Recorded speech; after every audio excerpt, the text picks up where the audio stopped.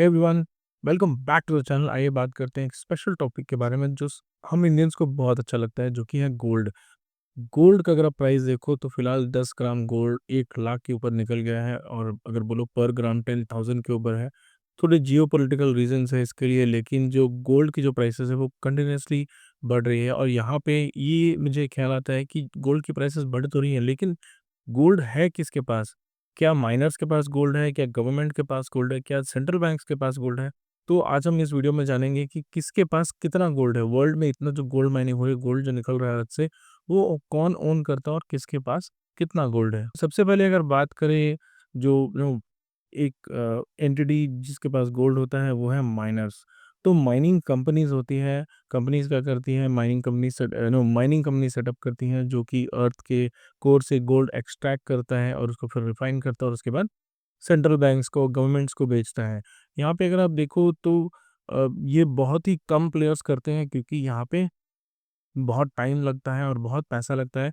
एक gold mine setup करने के लिए आपको ऑलमोस्ट 1,000 करोड़ के आसपास लग जाता है, और प्लस आपको 10 से 12 साल मिनिमम रिसर्च करना पड़ता है कि क्या हम इतना जब स्पेंड कर रहे हैं, तो हमें क्या सच में यहाँ गोल्ड मिलेगा, नहीं मिलेगा। वो सब रिसर्च के बाद यहाँ पे गोल्ड को माइन किया जाता है, और ये सब कुछ होने में और ऑलमोस्ट 10 से 12 साल लग जाते हैं, सब कुछ सेटअप होने में।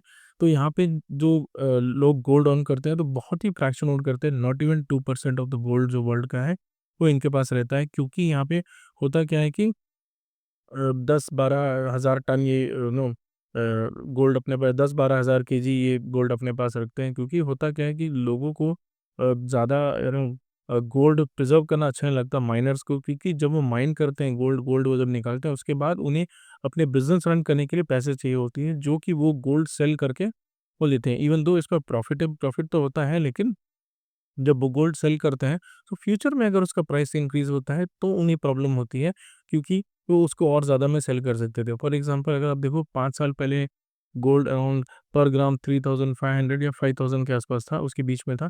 अब वो डबल हो चुका है, तो जितना भी सेल इन माइनस ने किया था वो डबल हो चुका है। तो ये रिस्क उनके पास बने रहता है, और इनको ये रिग्रेट नहीं होता है, बिकॉज उनका रोज़ का काम है, तो ये एक बिजनेस की तरह देखा जाता है। इसीलिए ये ज़्यादा गोल्ड ओन नहीं करता है, इवन दो ये माइन करते हैं। आई थिंक 5-6 बड़ी-बड़ी कंपनियाँ हैं मेजरली इस फील्ड में, जो सारा गोल्ड माइन करती है और उसके बाद बैंक्स को, गवर्नमेंट्स को और मार्केट में ये सेल करती हैं। तो बात करें अगर नेक्स्ट एंटिटी की, वो है ईटीएफ्स। हाँ, तो आपने स्टॉक मार्केट में ज़रूर देखा होगा, एक्सचेंज ट्रेडेड फंड्स लिस्टेड होती हैं, गोल्ड के बहुत सारे फंड्स होती हैं, जो गोल्ड में, जिसमें आप गोल्ड में और जिसके थ्रू आप गोल्ड में इन्वेस्ट कर सको। स्टॉक ट्रेडेड होती है, म्यूचुअल फंड्स होती है, बहुत सारी एंटिटीज़ होती है जो गोल्ड में ट्रेड करती है। सॉरी, गोल्ड जिसको आप बाय कर सकते हो, और वो एक फ्रैक्शन ऑफ गोल्ड बाय करने जैसा होता है, और धीरे-धीरे करके वहाँ से मूव करती है। तो ये जो है, ये ओरिजिनल गोल्ड उनको बाय करना पड़ता है as a backup. For example अपने एक फंड के पास अगर 3,000 करोड़ का फंड है, या 3,000 करोड़ की वैल्यू है, उन्होंने गोल्ड ईटीएफ सेल किया, तो उतने का ये गोल्ड बाई करते हैं। तो ज़रूरी नहीं है कि ये फिजिकल गोल्ड बाई करके अपने पास रखें, ये गोल्ड बाई कर सकते हैं, एक रिसीट की तरह होता है। फॉर एग्जांपल अगर आपने मुझे एक ईटीएफ होता है कि अगर मेरे पास इतने सारे ईटीएफ है, फॉर एग्जांपल ईटीएफ के 50 यूनिट है, तो उस 50 यूनिट का एक प्राइस होता है, जो कि गोल्ड के थ्रू मुझे मिलता है। तो जो भी गोल्ड का प्राइस है उसके हिसाब से ये कैलकुलेट होता है। सिमिलरली लंदन में, न्यूयॉर्क में बहुत सारे वॉल्ट्स होते हैं, जहाँ पे ये गोल्ड प्रिज़र्व किए जाते हैं तो वहाँ पे जो सिक्योरिटी है वो ज़्यादा होती है। इसीलिए ये गोल्ड ईटीएफ्स भी बहुत बार क्या करते हैं कि कंट्री के बाहर में बहुत सारे एजेंसीज़ होती है, बहुत सारी फंड्स होती है, वहाँ पे ये सिक्योरली गोल्ड रखते हैं। तो ये उनको कॉन्ट्रैक्ट दे देते हैं कि ये इतने सारे गोल्ड हम आपको ये पैसा देंगे, और ये गोल्ड हमारा होगा। ये तब कल को अगर हम सेल करना चाहें तो मुझे फिज़िकल गोल्ड सेल करने की ज़रूरत नहीं है।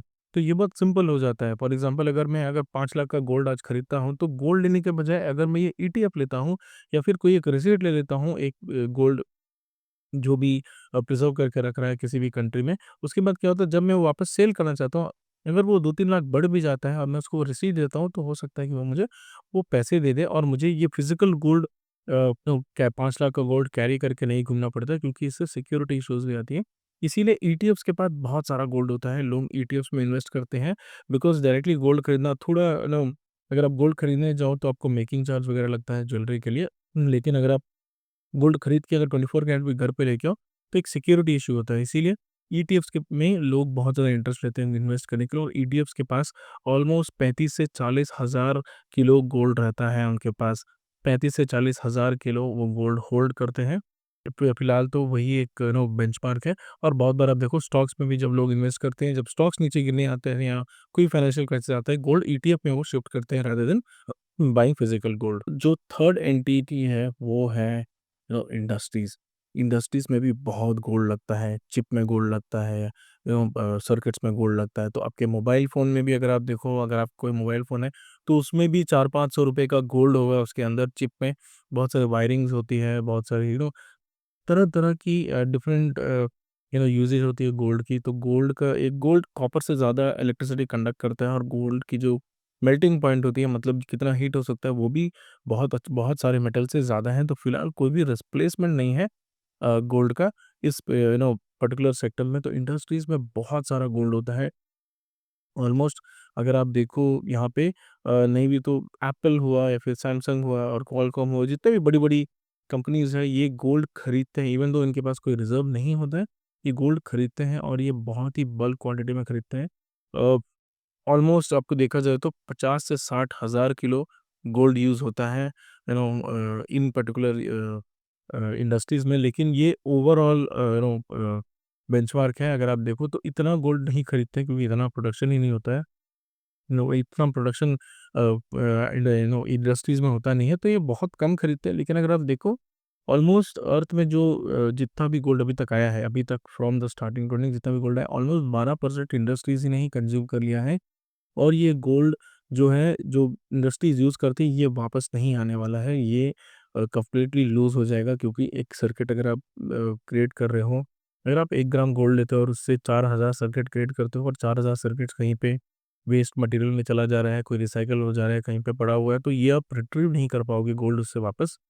तो इस वजह से क्या होता है, 10 से 12% ऑफ जो गोल्ड का टोटल सप्लाई है, उससे गोल्ड हट जाता है। और इन इंडस्ट्रीज़ में सारी वायरिंग्स और सारे इक्विपमेंट्स में गोल्ड जब यूज़ होता है, तो वो कंप्लीटली वेस्ट हो जाता है। तो इंडस्ट्रीज़ के पास बहुत सारा गोल्ड रहता है, स्पेशली चिपसेट्स जो बनते हैं, जितने भी मदरबोर्ड्स बनते हैं, वायरिंग्स में यूज़ होता है, और बहुत सारे अदर फैक्टर्स में भी यूज़ होता है। तो इंडस्ट्रीज़ बहुत गोल्ड होल्ड करती हैं। उसके बाद आते हैं यहाँ पे गवर्नमेंट। तो गवर्नमेंट में जो सेंट्रल बैंक्स हैं, उनके पास बहुत सारा गोल्ड होता है। कंपनीज़ के पास रिज़र्व होती हैं गोल्ड, वो गोल्ड को बाय करके रखते हैं इन्फ्लेशन के लिए। फॉर एग्ज़ाम्पल लेट्स से अगर कल को कोई भी प्रॉब्लम आता है, उनकी जो करेंसी की वैल्यू है, वो डॉलर हुआ, रुपी हुआ, जो भी हुआ, उनकी करेंसी की जो वैल्यू अगर वो डिवैल्यू होती है, या कंपनी में कोई भी कंपनी बोल रहा हूँ सॉरी, कंट्री में कोई भी प्रॉब्लम होता है, तो ये गोल्ड सेल करके वो, या फिर ये गोल्ड किसी और को दे के उसके बदले ये पैसे उधार ले सकते हैं, या फिर सेल करके पैसे उधार ले सकते हैं, पैसे ले सकते हैं। तो इस वजह से कंट्रीज़ के पास बहुत सारा गोल्ड होता है। स्पेशली यूएस के पास सबसे ज़्यादा गोल्ड है इन कंपेयर करेंगे आप सारी कंट्रीज़ में तो। लेकिन यूएस हमेशा क्लेम करता है कि चाइना और रशिया अपने गोल्ड जो है अच्छे से डिक्लेयर नहीं करता है। यूएस डिक्लेयर करता हो कि मेरे पास इतना सारा गोल्ड है, बट चाइना और रशिया, यूएस का कहना है कि हमेशा वो झूठ बोलते हैं कि उनके पास बहुत ज़्यादा गोल्ड है in comparison to a America. लेकिन यहाँ पे प्रॉब्लम ये भी है कि जो कितना भी गोल्ड होल्ड करे, यहाँ पे प्रॉब्लम ये भी है कि गोल्ड की सबसे बड़ी बेनिफिट ये है कि गोल्ड का कोई ट्रैकिंग नहीं होता। फॉर एग्ज़ाम्पल अगर मैं एक गोल्ड ब्रिक खरीदता हूँ और उसके बाद उसको कहीं भी लेके जाता हूँ, तो यहाँ पे ट्रैक नहीं कर सकते। तो इसीलिए लोग अपने जो एसेट्स है वो छुपा पा रहे हैं गोल्ड में। स्पेशली कंट्रीज़ के पास कितना गोल्ड वो होल्ड करती हैं, वो बहुत सारी कंट्रीज़ डिस्क्लोज़ नहीं करती हैं। अगर डिस्क्लोज़ भी करती हैं तो वो फिगर कोई वेरिफाइड फिगर नहीं होता है। तो इस वजह से एक व्हाट यू से वैल्यू में प्रॉब्लम आती है कि कौन-सी कंट्री के पास कितना है। लेकिन यूएस जो है, अभी तक फ़िलहाल सबसे ज़्यादा गोल्ड होल्ड करता है। स्पेशली अभी रशिया बहुत गोल्ड बाय कर रहा है, चाइना भी बहुत गोल्ड बाय कर रहा है, क्योंकि रिसेंटली जो यूक्रेन में इश्यू हुआ था, रुकिए, यूक्रेन और रशिया का वॉर हुआ था, तो यूएस ने बोला था कि अब सॉरी डॉलर को डॉलर वैलिड नहीं रहेगा, ये रशिया डॉलर यूज़ नहीं कर सकता और वर्ल्ड ट्रेड डॉलर पे ही चलता है। तब रशिया ने क्या किया था, तब रशिया ने गोल्ड यूज़ किया था। तो ये जो एग्ज़ाम्पल था, ये सबके लिए थोड़ा स्ट्राइकिंग था। इसीलिए अगर आप देखो चाइना हुआ, रशिया हुआ, इवन इंडिया भी बहुत बल्क में अभी गोल्ड बाय कर रहे हैं। इसीलिए गोल्ड प्राइसेस इसकी वजह से भी स्पाइक हो रही हैं। Last but not the least अगर आप बात करो तो सबसे ज़्यादा गोल्ड कहाँ है? सबसे ज़्यादा गोल्ड अभी भी अर्थ के कोर में है। अर्थ के कोर में अभी भी बहुत सारा गोल्ड है।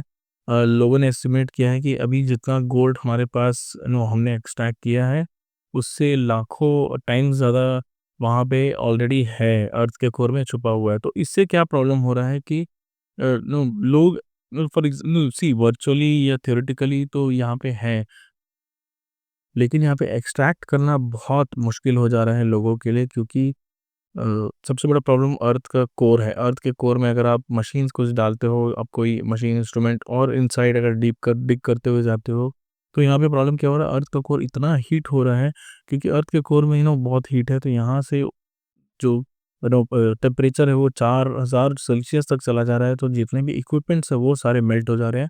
इसलिए लोग और ज़्यादा डीपर डिग नहीं कर पा रहे हैं अर्थ के कोर में, और जैसा कि मैंने बोला था कि बहुत ही एक्सपेंसिव होता है यू नो इन माइंस को सेटअप करना, तो वो भी एक प्रॉब्लम है। और एक चीज़ आप देखो, अर्थ के कोर में जैसे-जैसे आप डीपर चलते जाओगे, तो यहाँ पे जो प्रेशर है वो भी बहुत ज़्यादा होता है। इसकी वजह से मशीन्स ख़राब हो रही हैं, तो और कोई ह्यूमन तो जा ही नहीं पाएगा उन एरियाज़ तक। तो एस्टिमेट किया जाता है कि जितना भी गोल्ड हम एक्सट्रैक्ट कर सकते हैं, अभी के फ़िलहाल की टेक्नोलॉजी, अगर आप देखो करंट टेक्नोलॉजी जितनी भी एडवांस टेक्नोलॉजी है, सबको अगर आप कंसिडर कर भी लो, तो जितना भी गोल्ड हम एक्सट्रैक्ट कर सकते हैं वो अगले 20 साल में एक्सट्रैक्ट हो जाएगा। उसके बाद जो है बहुत बड़ी स्केर्सिटी आएगी गोल्ड में, क्योंकि वहाँ पे गोल्ड एक्सट्रैक्ट करना ही बहुत मुश्किल हो जाएगा और बहुत ही स्लो डाउन हो जाएगा। तो 20 साल के बाद यहाँ पे, अब अभी फ़िलहाल ये 1 लाख तक है, तो पता नहीं 20 साल के बाद ये कौन-सी प्राइसेज़ पे जाएगा। बट आई वुड से, अगर आप एक अच्छे अगर आप इन्वेस्टमेंट करना चाहते हो, तो गोल्ड एक ज़रूर आप ऑप्शन रखना, जहाँ पे आप अपने थोड़े-से इन्वेस्टमेंट उसको डाइवर्ट कर सको।